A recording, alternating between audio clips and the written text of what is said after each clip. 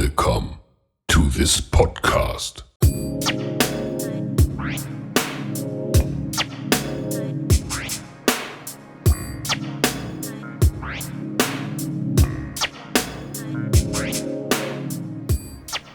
Dragi gledatelji, zadovoljstvo mi je predstaviti vam školski podcast Osnovne škole Slatine.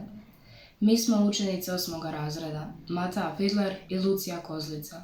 Pozdravljamo vas u prvom podcastu koji je nastao u sklopu dvaju projekata. CIMAJ projekta Centra izvrsnosti Splitsko-dalmatinske županije i Erasmus projekta Teaching and Learning Upgrade, u sklopu kojeg naša nastavnica Ležaja ide na edukaciju o snimanju podcasta u Firencu sredinom svibnja. Dugo smo odgađali prvo snimanje zbog koronavirusa i ostalih izazovnih situacija. Stoga nam je osobito drago što danas realiziramo prvi podcast. Poseban pozdrav ide i našoj prvoj gošći, gospođi Nikici Domić, voditeljice Udruge za zaštitu kulturne i prirodne baštine Slatine. Gospođo Domić, dobar dan i hvala što sudjelujete u našem podcastu. Dobar dan vama i svim vašim gledateljima i slušateljima. Biste li nam se ukratko predstavili? Pa ja sam Nikica Domić, kao što ste već rekli, predsjednica Udruge za kulturnu i prirodnu baštinu Slatina. Imam 2 djece, muža, posao i zaista uživam u radu sa djecom i mladima i zapravo je to bio nekakav moj poziv da bi trebala nešto napraviti možda u zajednici i uključiti se aktivno u sudjelovanje udruge kako bi pridonijela pomaku, odnosno rastu kvalitete života u malom mjestu na otoku. Udruga Baština Slatine ima za ciljeve očuvanje okoliša, prirodne i kulturne baštine kao temeljnih vrijednosti društva, te teži ekološki i socijalno održivim društvu u lokalnoj zajednici. Biste li nam pojasnili sve te ciljeve? Pa zapravo ciljevi su usmjereni na djecu i mlade.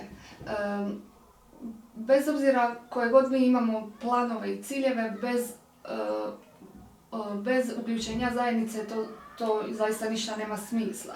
Dakle, i nekako smo u razmišljanju da bi trebali krenuti iz predškolskog i školskog odgoja i da svi zajedno se usmjerimo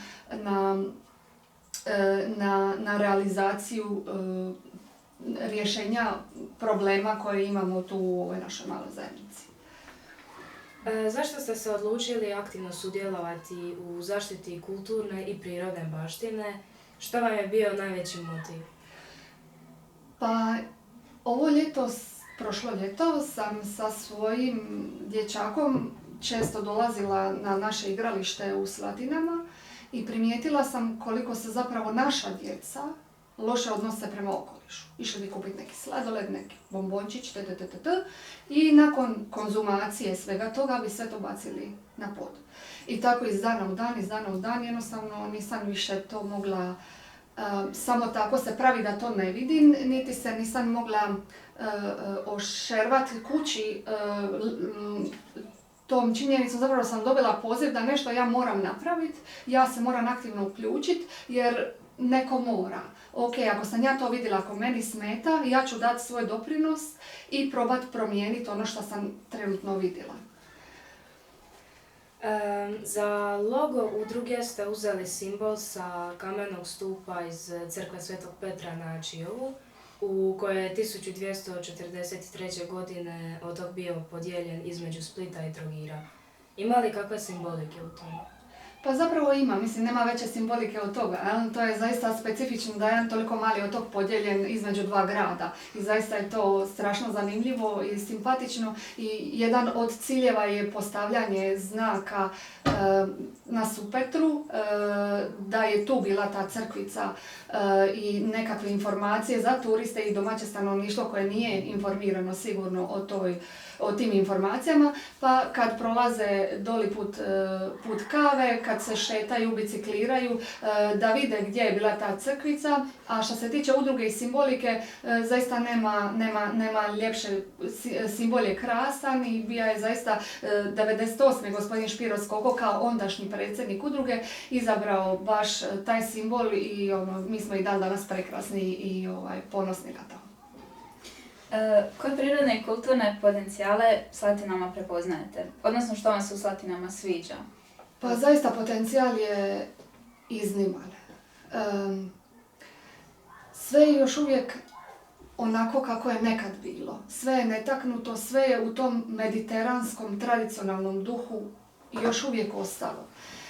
Mislim da nam ne ostaje puno vremena da će to tako biti, ali možda možemo malo utjecati na buduće generacije, na sadašnje generacije kako bi budućima ostavili barem mali dijelić te tradicije koja nas okružuje. I to je zaista možda isto tako jedan veliki cilj kojima bi svi mi trebali težiti, da taj kamen, taj Mediteran i taj duh Mediterana kojeg imamo tu u Slatinama zaista ne možemo očekivati da će svugdje ostati, ali barem ponegdje da ostane kako bi turisti imali razlog doći tu. Jer modernih kuća ima svugdje, ali te tradicije je sve manje i zaista ćemo imati jedan, kako bi se nazvao, catcher za turiste da dođu baš kod nas da vide kako je to nekad bilo. I zaista je na nama da tu odgovornost na sebe prebacimo i da napravimo nešto kako bi tu tradiciju što više sačuvali. Možete li nam predstaviti neke projekte koje ste već realizirali?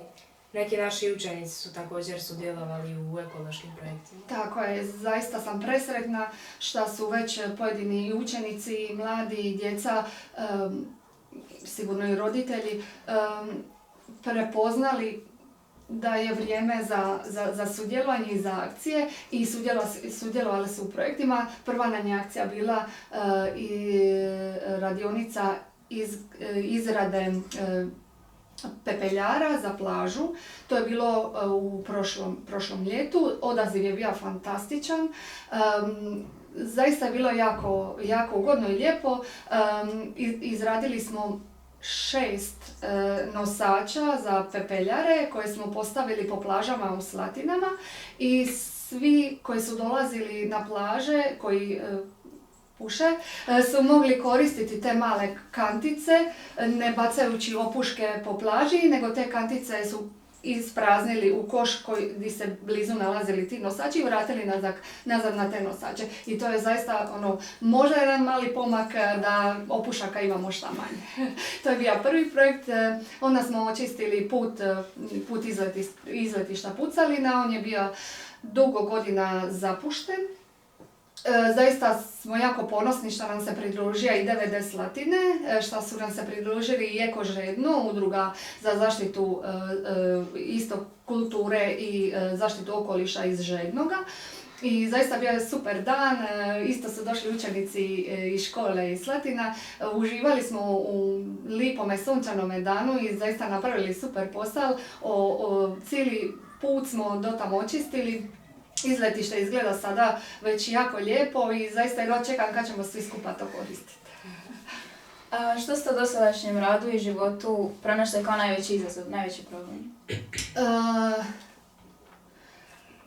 Nesudjelovanje možda društva onoliko koliko bi ja volila da to bude. Jer rekla bi da je to najveći problem.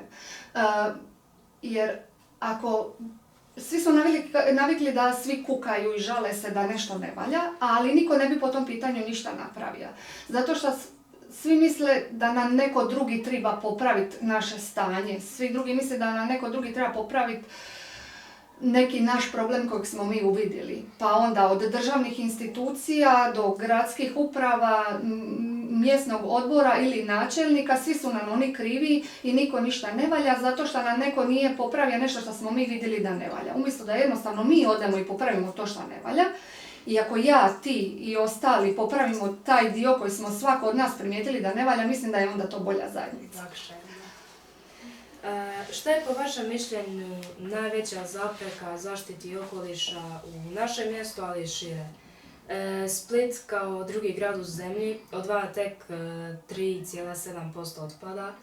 To su podaci iz 2020. godine, no i da su pomaci nabolje napravljeni, svejedno je to premalo i kasno je. Upravo tako. Odvajanje otpada je ključno. Recikliranje je ključno za sve ovo što nas okružuje, sve ovo smeće s kojim smo zatrpani. Ne budemo to radili, budućim generacijama svu ovu divotu nećemo uspjeti ostaviti onako kako smo je mi zatekli. Kad smo već kod društvenih mreža, primijetili smo da vas zanimaju otočne legende, te smo naišli na ovu objavu iz knjige Dinke Alapović-Gildum o tradicijskoj kulturi Srednje Dalmacije. Tko je htio vidjeti vještice za koje se vjerovalo da se sastaju na guvnu, morao je prvi zalogaj večere ispljunuti. Tog se dana žene nisu smjele češati, jer se vjerovalo da je vještica ona žena koja kasno obnoć ostaje uz komin i tamo se češlja i ogleda. Ako uz to ima i zle oči i zao duh, može lupnuti ožegom po ognjištu koje se otvara, pa iskoči žara. Lonac s crnom masti. Njome se namaže, uzjaše na metlu i poleti izgovarajući, ni o drvo, ni o kamen, u Slatine podorije. Vjerujete li da u Slatinama stvarno postoji orah po kojem se okupljaju vještice? Pa naravno, zapravo to je prvo što sam čula kad sam došla u Slatine i sam se udala u Slatinama. Svi su zapravo pričali samo o tom orahu i vješticama, naravno da vjerujem. Imate li neke planove za budućnost, neke projekte koji su već pripremljeni? Naravno. Osim radionica sa likovnom udrugom iz Trogira, koju ćemo napraviti sad, to je prva po redu, 28.5. Kako smo imali veliku akciju čišćenja, skupili smo jako puno smeća u Kavu Slatinama, prikupili smo nešto tog otpada kako bi napravili skulpture na toj radionici i zaista se radujem i jedva čekam, to je prva po redu. Nakon toga razmišljamo o gostovanju lutkarskog kazališta iz Splita. Oni će nam doći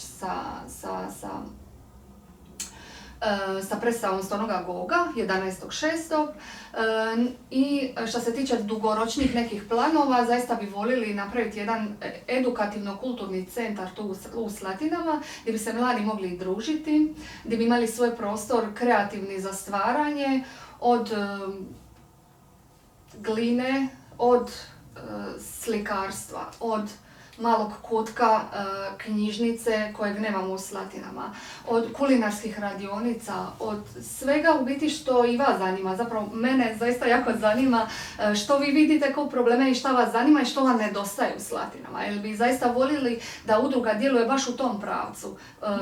Šta vi vidite kao problem, idemo ih zajedno riješiti i šta vama nedostaje, idemo pribaviti upravo to što vama nedostaje, jer zaista je to ključ. Ja. Da, nedostatak je toga jer ljudi baš u mjestu ne zanimaju što mladi misle baš, jer kao mladi su, zeleni su, onda nije baš dobar osjećaj kad vas niko ne sluša. Pa eto, napravit ćemo promjene. Zapravo mene zaista zanima šta vi mladi mislite, šta vi vidite kao problem i šta nedostaje tu u Slatinama, to mi je jako važno. Knjižnica, školska knjižnica nema baš veliki izbor knjiga i sad kada je došlo ovo vrijeme i kada nažalost dolaze mnoge izbjeglice zbog ratova, nema knjiga na engleskom ili na nekim stranim jezicima, ne samo zbog djece koja ne pričaju hrvatski, nego i zbog djece koja žele naučiti novi jezik i to bi trebalo. Slažem se. I također neke knjige, na primjer, iz novijih godina koje su više povezane za nas. Da. Nekim našim problemima. Razumijem. Pa upravo je to jedan od dugoročnih ciljeva udruge, napraviti jedan edukativno-kulturni centar gdje će u sklopu tog centra biti i knjižnica, pa eto, jedva čekam da se druži. U zadnjih nekoliko godina strani državljani su prepoznali Slatine kao lijepo mjesto za život. Što vi smatrate najvećim adutom Slatina? Pa osim onih slavnog sunca i mora koje imamo tu, sljedeći adut bi bila ta tradicionalnost i još uvijek netaknutost tih nekih tradicionalnih i kuća i načina života. Pa mislim, voljela bi da cijelo mjesto ostane u tom duhu mediteranskom i tradicionalnom. Sudjelujete u radu neprofitne organizacije. Koliko je važno poticati volontiranje i rad za opće dobro i kako uopće prepoznati da je rad za opće dobro dobar? Jako je izuzetno mi je drago da ste me pitali to pitanje, jer